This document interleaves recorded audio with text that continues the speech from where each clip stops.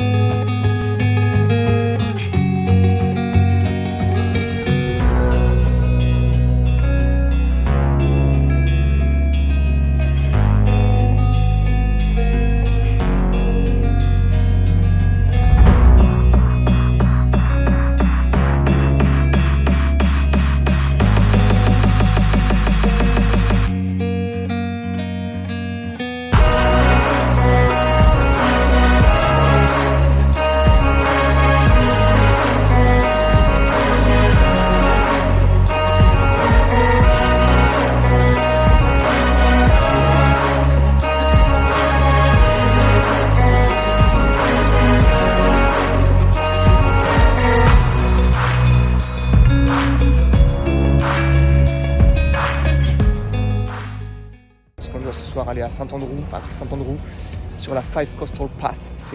C'est une balade bien connue des Écossais. Donc on a quand même pas mal de kilomètres et les sacs sont un peu trop lourds pour marcher tout ça et arriver à temps le soir pour pouvoir se poser un peu sur le bivouac. On va essayer de faire du stop en espérant que les gens nous prennent. On n'a pas encore essayé. Et puis surtout essayer de se faire comprendre et de comprendre parce qu'ils ont un accent vraiment à couper au couteau. C'est incompréhensible. Donc même nous qui sommes plutôt forts en anglais, on comprend rien, donc voilà, on va essayer de communiquer avec eux et en espérant que ce soir on soit à bon port. Bon les amis, c'est la galère là. Ça fait une demi-heure qu'on est en train de faire le stop. Toujours personne.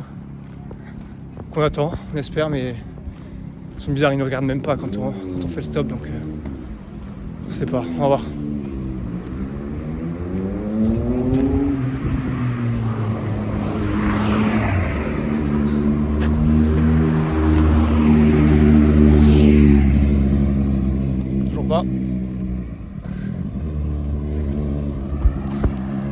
On va voir, peut-être qu'en Écosse c'est un signe différent pour faire le stop, il faut qu'on check. À tout moment, pour moi ils comprennent pas qu'on fait du stop quoi. Bon ça y est, première bonne nouvelle, on a galéré là avec le stop, du coup on s'est dit que ça fonctionnerait pas. Je sais quoi, une centaine de voitures qui sont passées, bon, aucune n'a pris. Donc du coup on est parti sur du bus, petit bus impérial là, très stylé. Donc on a pour 50 km jusqu'au début de la base de notre bivouac du coup. Donc voilà, je pense qu'on a pour 1 heure. Voilà, une journée qui s'annonce plutôt bien, mais qui était mal embarquée un peu. Voilà, on verra après si l'autre traverser toute l'Écosse en stop, on va peut-être galérer.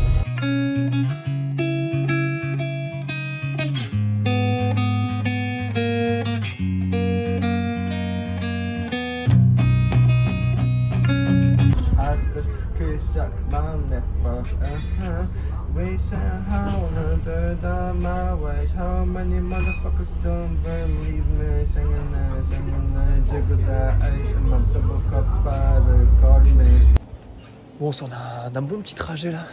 Et puis là, on attend une correspondance pour arriver à Crail.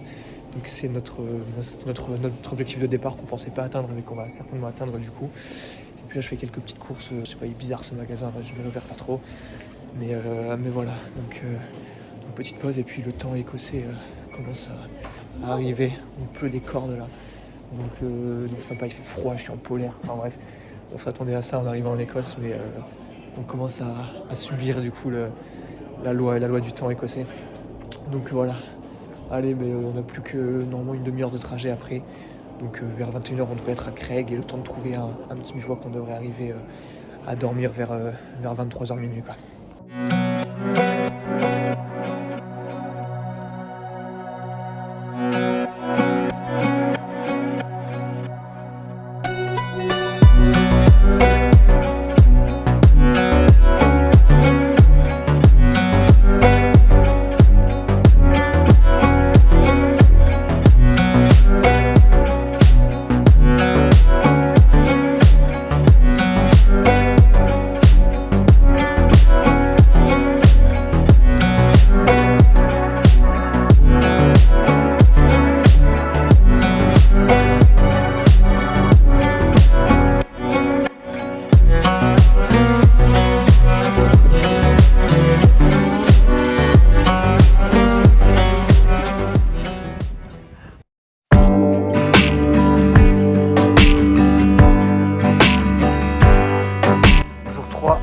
C'est parti.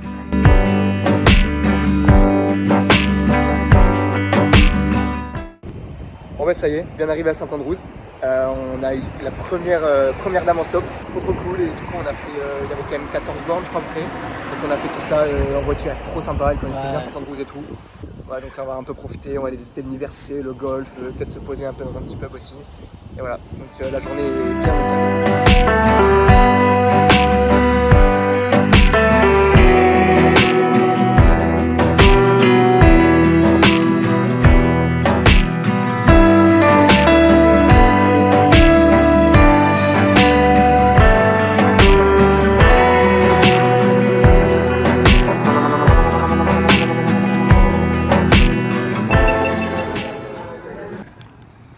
Là, on est en train de traverser un des plus grands golfs au monde, le golfe de St Andrews, qui est un peu le mythe pour tous les golfeurs. C'est assez stylé. Là, on voit pas trop pour l'instant, mais en tout cas, la vue est magnifique, avec derrière l'océan, là, la mer.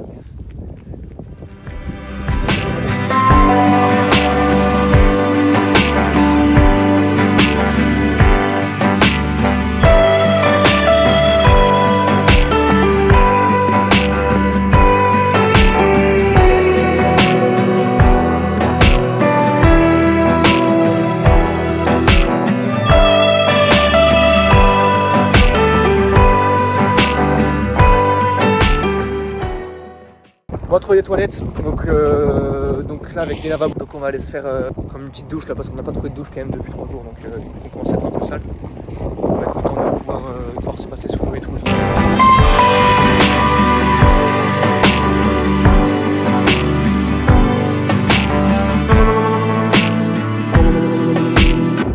Allez, c'est parti pour le bivouac.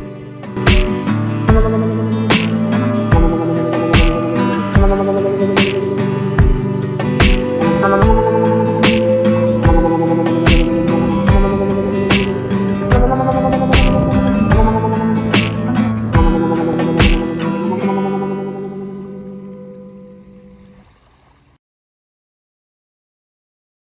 est dans le bus pour Glasgow. On a pour près 2h45 de route. Il est midi et quart. Donc ce matin, on s'est réveillé sous un grand soleil qui chauffait bien la tente. C'était exceptionnel. On était au fond du golfe. On n'a plus qu'à se laisser porter jusqu'à Glasgow. Donc on a terminé toute la côte est. On a marqué toute la côte ouest avec tous les lochs, toutes les montagnes. Donc on va prendre de belles randonnées en vue. Et à noter aussi qu'on a mangé du cornet de beef. Donc, en gros, ils donnaient ça pendant la guerre à l'époque. Et je cherchais du pâté dans le Tesco, je n'ai pas trouvé, il n'y a pas de pâté. On dirait de la pâté pour chien. Moi j'ai bien aimé, mais Louis-Marie a détesté. Et puis là on est en train de manger quoi. Moi je trouvais ça dégueulasse, mais Louis-Marie a terminé. En gros c'est une sorte de confiture, une sorte de gelée confite, c'est un peu comme du sirop, c'est un peu particulier. Mais voilà, en tout cas les plats écossais pour l'instant c'est pas ouf. On avait acheté du pain là qui était pas mal, mais c'était du miel dedans, donc avec le cornet de beef ça allait pas trop. Et puis on a trouvé des baguettes de maïs. Donc voilà, on se débrouille comme on peut au niveau de la nourriture, mais